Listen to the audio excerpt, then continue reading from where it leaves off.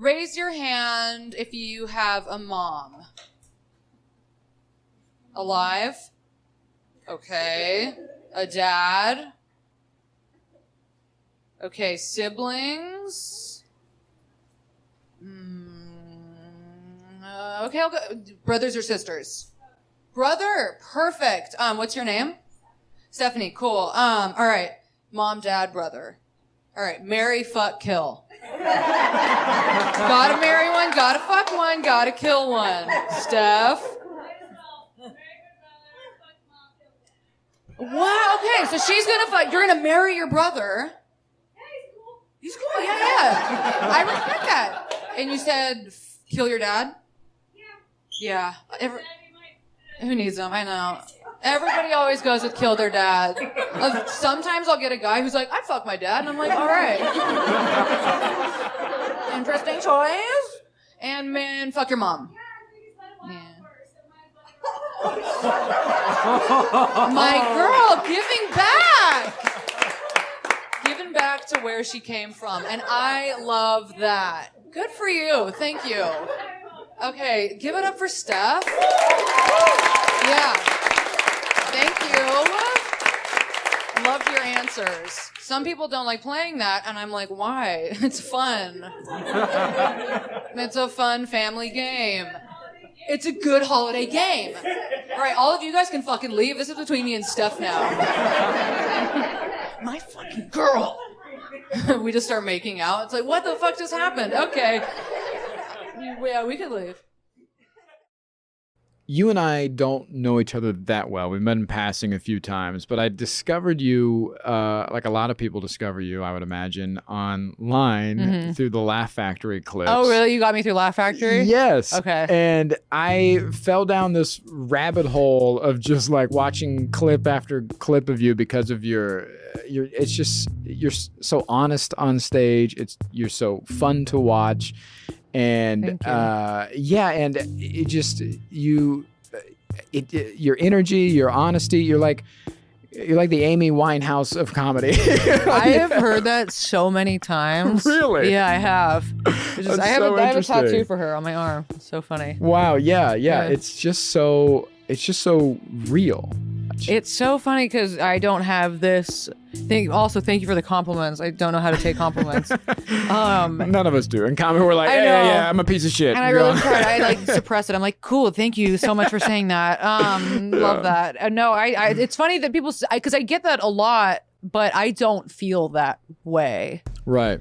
I don't, because I don't know. I guess I'm always just like, but I'm just being, this is what I am. And I guess that's honest, but I'm like, what is honest about that? Does that make sense? Yeah. I always look at myself and I'm like, what's honest about myself? I don't know. Yeah. Well, I think a lot because you're not using, you're not hiding behind these traditional setups or tropes that, in comedy that are there. You are just, you're just talking to us. Yeah. And that is ultimately that is the level you want to get at is conversational, right? See, I'm really insecure about my comedic style because I fucking to this day, I've been doing it like 6 years now. And I don't know how to write a goddamn joke. I don't know how, it doesn't make sense to me. Like a setup punch.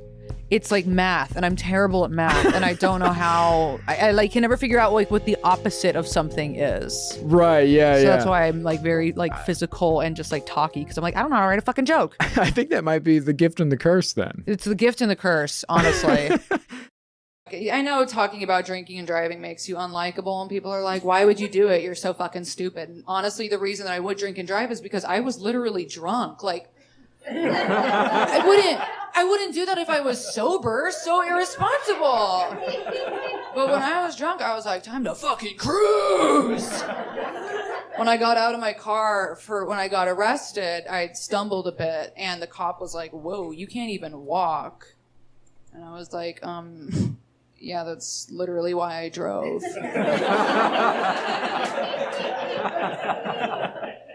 Was I gonna fucking walk to Jack in the Box at 2 a.m.?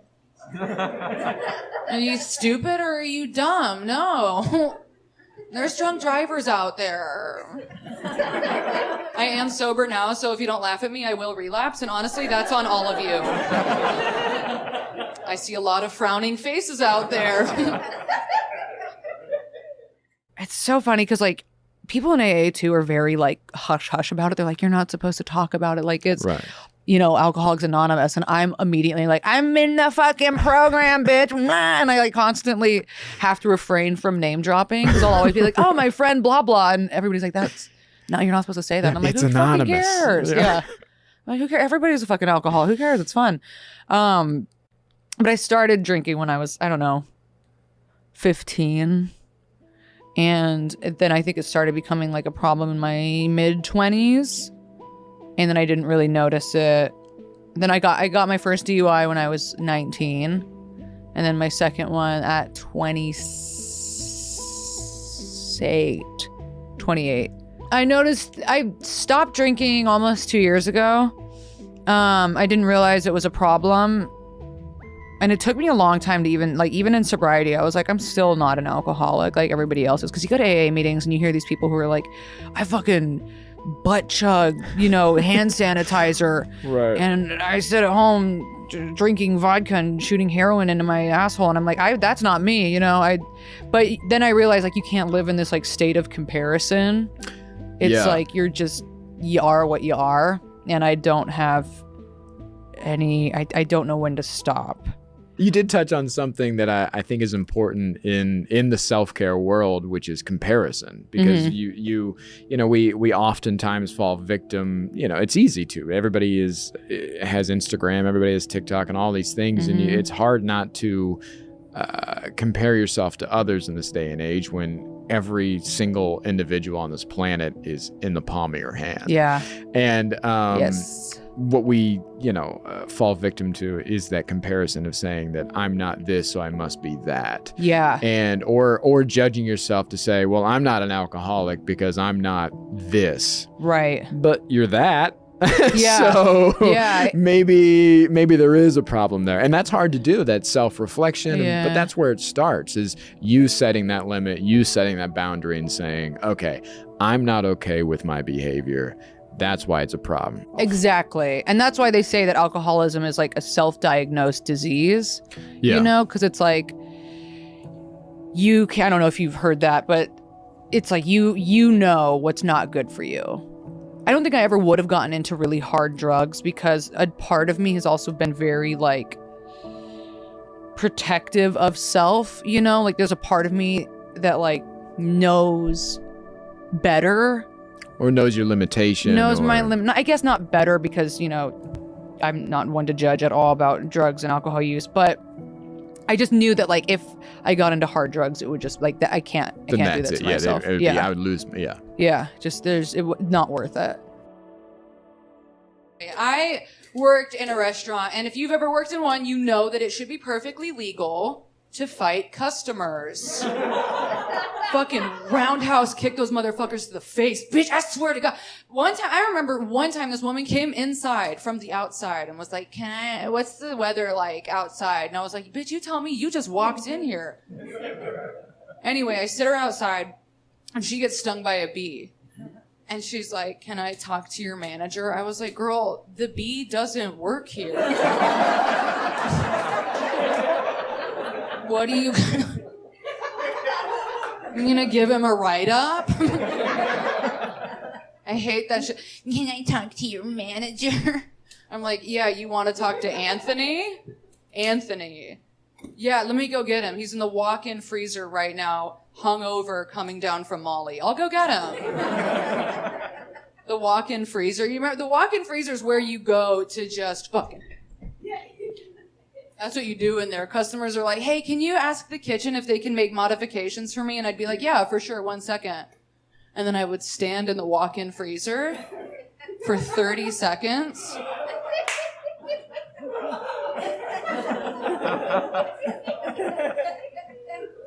Can I have some modifications?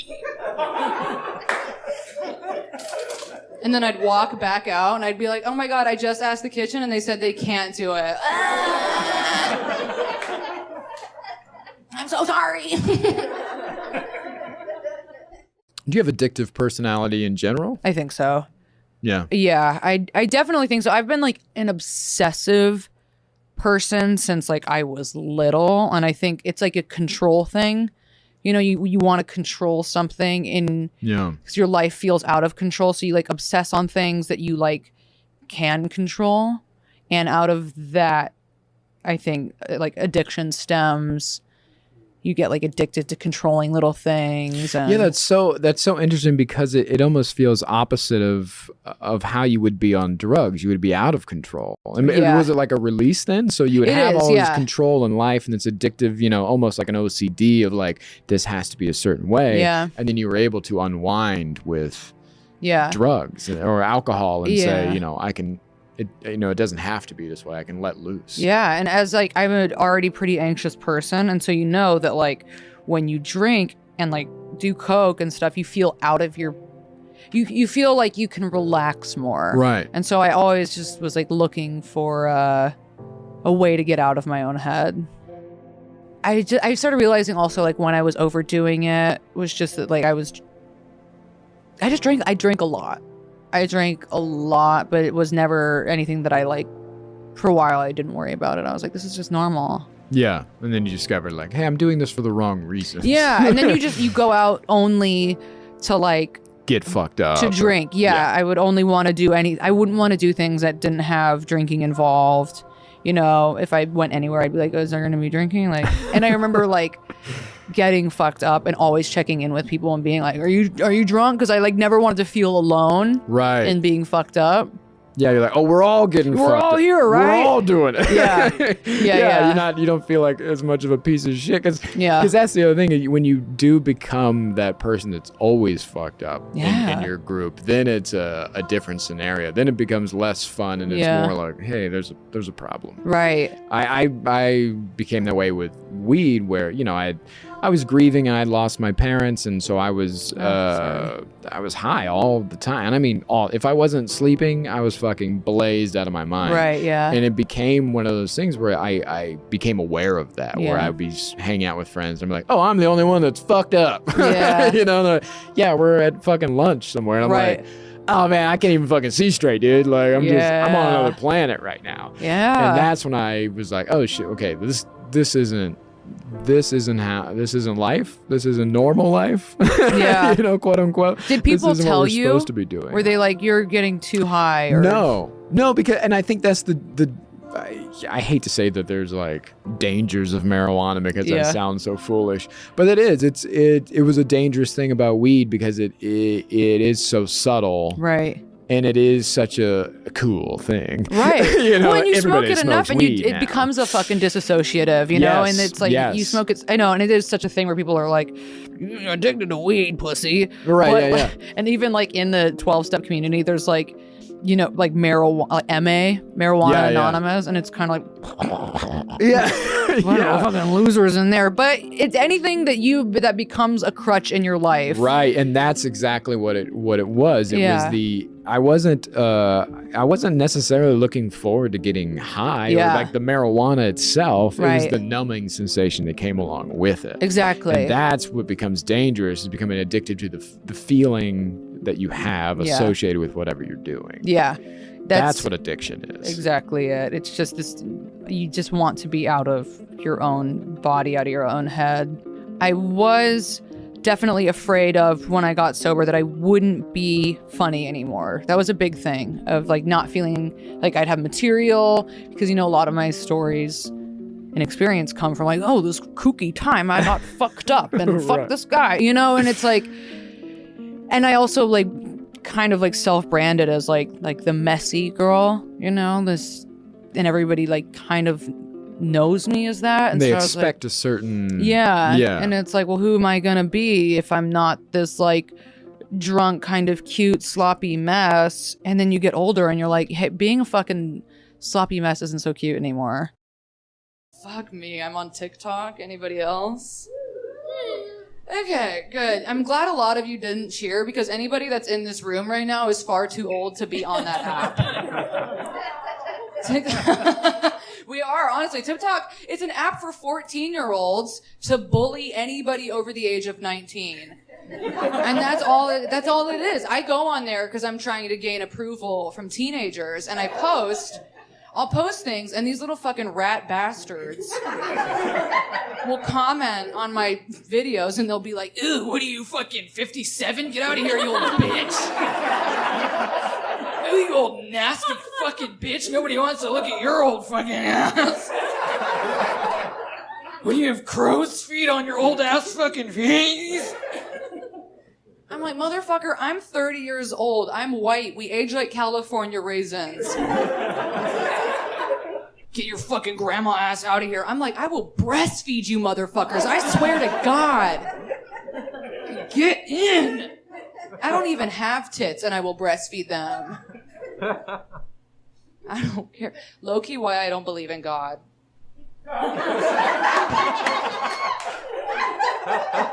Every night I would pray for tits. It's the only thing I ever wanted. Wasn't asking for a lot. Every night I would get on my knees and I'd be like, God, if you're up there, please, please, please, please, please. If you're listening, just give me a big, fat, juicy pair of milkers. Amen.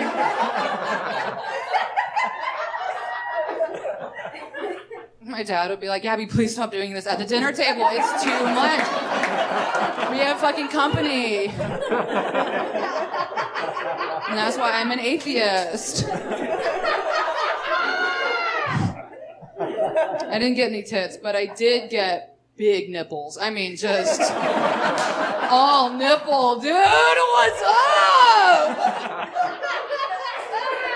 I'll fucking show him right now. Steph. She was like, I have only nipples too. You have tits, I can see them. If I was a man, this would be sexual harassment. This is the worst part too, is that my nipples look just like my dad's. I'm like, what the fuck? You ever see your parents and then you're like, why did I get that ugly part? Like, I couldn't have gotten his like blue eyes or his nice tan skin. No, I got his fucking big ass nipples. I'm like, come on. Do you guys want me to just talk about my nipples for the rest of the set? Yes. I love when I look out at the audience and some people are just like...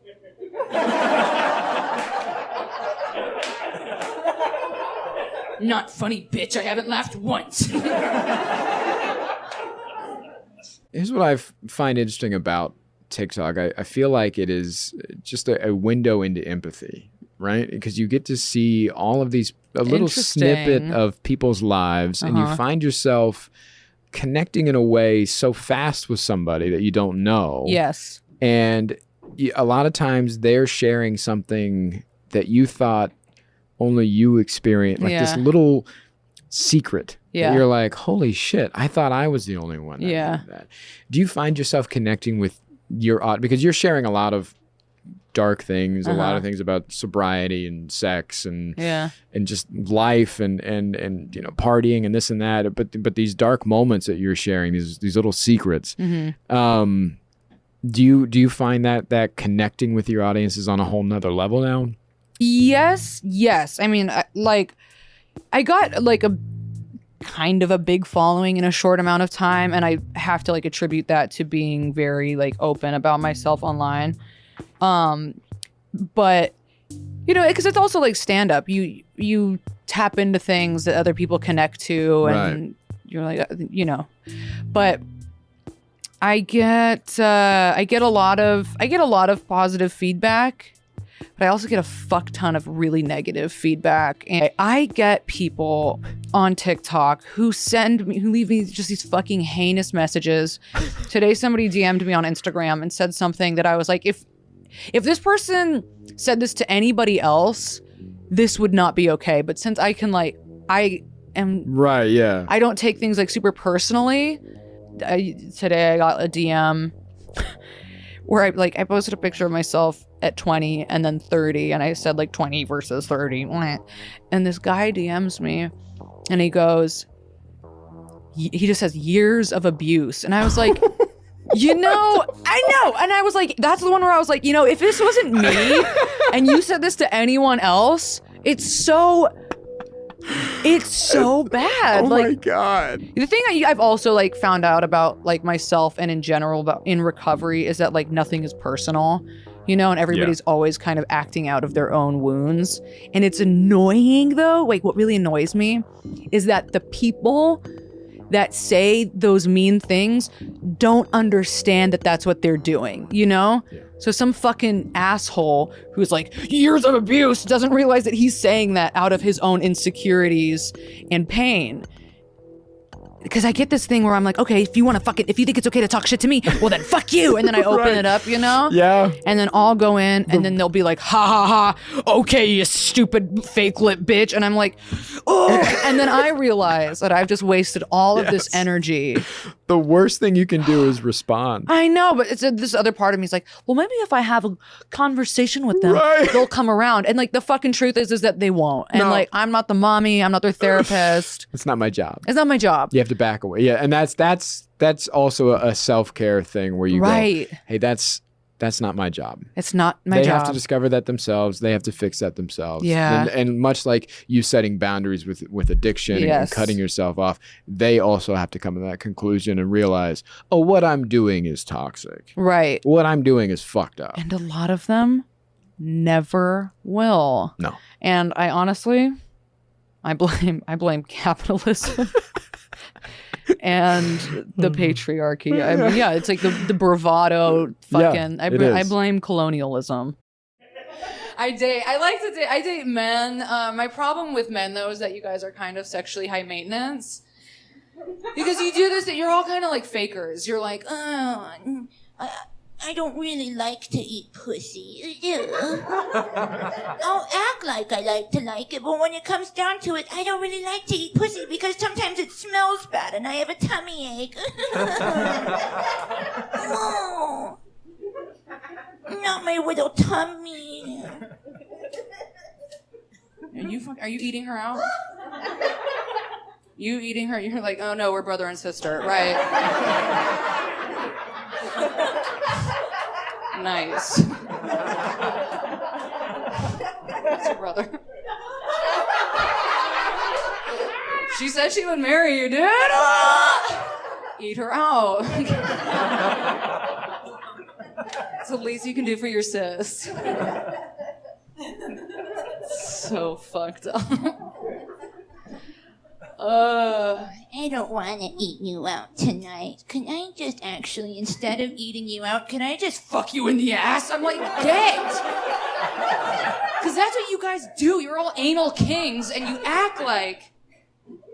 Am I screaming right now? I'm fucking worked up. You don't want to eat us out, but you want to always fuck us in the ass. And it's like, man, get the fuck out of here.